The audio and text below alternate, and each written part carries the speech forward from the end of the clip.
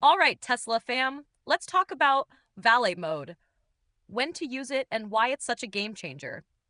1. What is valet mode? Valet mode is a feature that protects your Tesla when someone else, like a valet, is driving it. It restricts access to personal data, locks storage compartments, and limits the vehicle's speed and acceleration. Perfect for ensuring peace of mind. 2. When to use it. Handing your Tesla to a valet.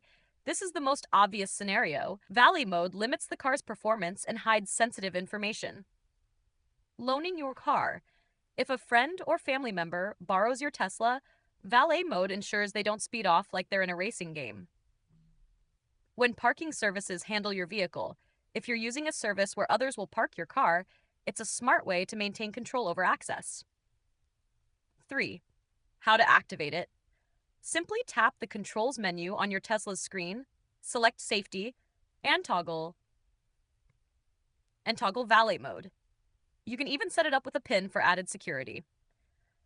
Valet mode ensures that your Tesla stays safe no matter who's behind the wheel. And be sure to check out the link in the description to find out ways to upgrade your ride even further.